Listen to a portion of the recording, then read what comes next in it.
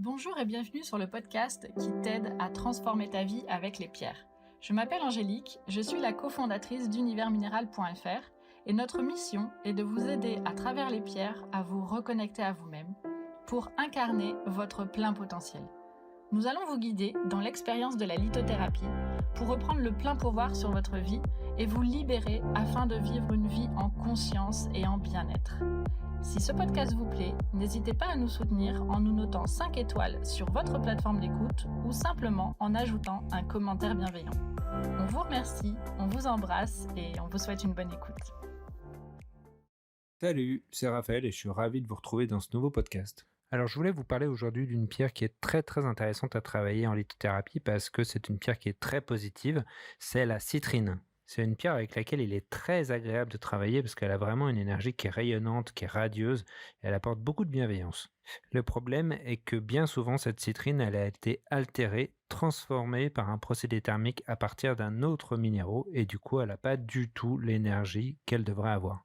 J'ai effectué encore tout à l'heure une recherche sur Google, j'ai tapé citrine, j'ai été dans Google Images et je me suis aperçu qu'à peu près 80% des marchands proposaient des citrines qui étaient chauffées. Alors évidemment, pas toujours en le mentionnant. D'ailleurs, c'est même très rare que ça soit mentionné citrine chauffée. Ça existe, mais c'est très rare. Du coup, c'est un peu la cata parce que nous, on a choisi cette pierre par intuition ou parce qu'elle nous attirait, parce que vraiment on ressentait cette énergie.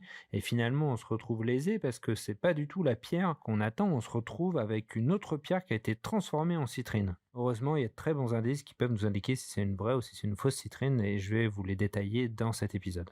Alors la citrine, c'est une pierre qui était connue, qui était taillée, qui était appréciée déjà du temps des Grecs et des Romains. En fait, ils appréciaient beaucoup de pierres, ils travaillaient beaucoup de pierres, ils les emportaient souvent beaucoup. En général, toutes ces pierres, elles avaient une forte valeur symbolique. Mais contrairement au lapis-lazuli, à la turquoise ou à la cornaline, la citrine n'était connue ni des premières civilisations du Moyen-Orient, ni des Égyptiens. En fait, le circuit d'approvisionnement n'était pas du tout le même. Autant le lapis-lazuli, la cornaline, la malachite, la turquoise provenaient d'Iran et d'Afghanistan, autant la citrine et l'améthyste, par exemple, provenaient des montagnes des Alpes. Donc c'était plutôt des échanges de proximité entre des tribus qui étaient des tribus barbares, et puis les civilisations romaines et grecques. Et donc la citrine avait un rôle de porte-bonheur et était aussi portée pour se protéger des malédictions et du mauvais œil. Mais c'est surtout les chamans de la forêt amazonienne du Brésil qui utilisaient la citrine comme pierre rituelle. Pour les chamans, la citrine c'est une pierre de soleil, c'est-à-dire qu'elle emprisonne l'énergie du soleil et l'utilise pour réveiller le feu intérieur de la personne qu'ils ont envie de soigner. C'est-à-dire qu'en fait, ça va décupler la force physique et surtout la force mentale de la personne. Alors aujourd'hui, on a traduit un petit peu différemment feu intérieur par confiance en soi, mais finalement l'énergie c'est tout à fait la même, c'est-à-dire que porter une citrine, l'avoir avec soi, ça va développer notre confiance. Et c'est ça en fait finalement le feu intérieur, c'est-à-dire que cette confiance en nous, elle va nous permettre d'accomplir tout ce qu'on a envie d'accomplir. Juste un petit aparté parce que finalement la lithothérapie emprunte beaucoup au chamanisme. Elle hérite des savoirs ancestraux des chamans qui avaient une connaissance très approfondie de leur environnement, de la nature, aussi bien du monde du vivant, des animaux, des végétaux, mais aussi du minéral et des énergies des minéraux. Là où c'est très intéressant, c'est que les différents chamans de populations qui se retrouvent à des endroits complètement opposés sur la planète, comme les chamans d'Amazonie, les aborigènes d'Australie et ceux d'Indonésie, utilisent les pierres pour les mêmes raisons et pour les mêmes vertus. Et on retrouve ces mêmes valeurs dans le bouddhisme tibétain. Et encore une fois, on ne parle pas du tout de magie, là on parle de niveau de conscience élevé par rapport à ce qui nous entoure.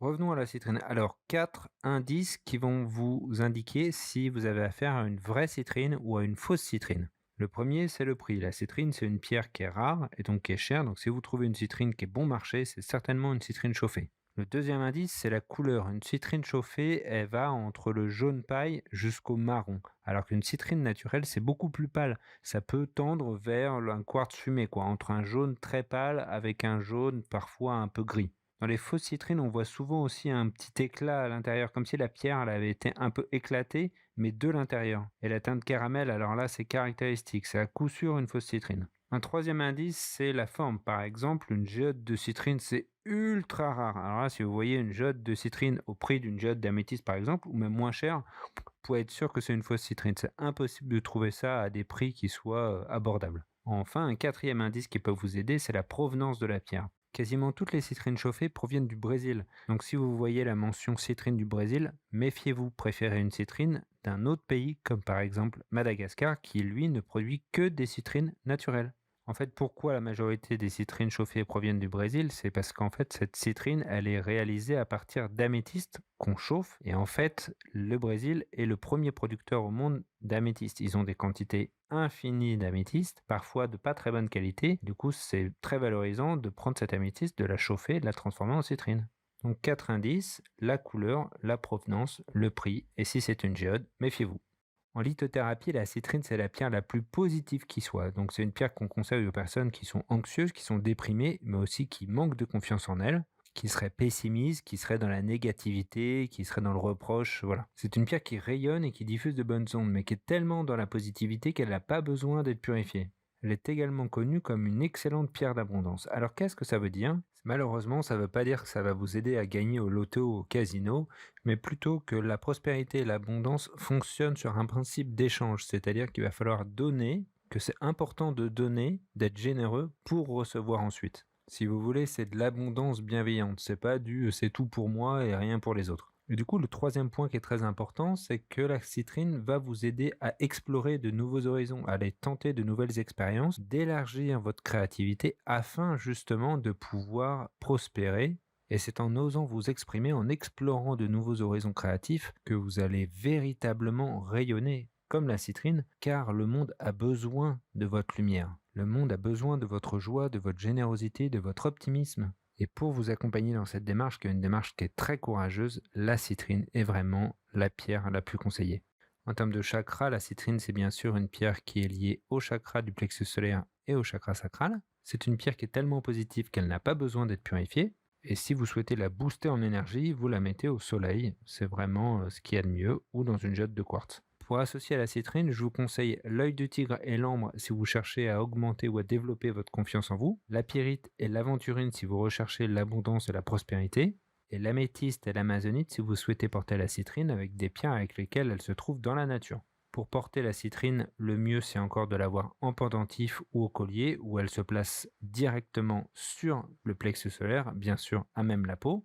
Et si vous la prenez en pierre brute ou en pierre roulée, bien sûr, vous vérifiez que c'est bien une citrine naturelle et pas une citrine chauffée avec les indices que je vous ai donnés précédemment. Voilà, j'espère que ce petit épisode vous a aidé à un peu mieux comprendre l'énergie de la citrine. Et si vous souhaitez engager un processus individuel de guérison par la lithothérapie, vous pouvez prendre rendez-vous directement avec le lien que je vous mets dans la description. Je vous remercie de m'avoir écouté. Si ce podcast vous a plu, n'hésitez pas à nous mettre un petit 5 étoiles sur votre plateforme d'écoute préférée. Et si vous avez des questions, posez-les en commentaire, nous en répondrons toujours avec plaisir. Je vous dis à bientôt.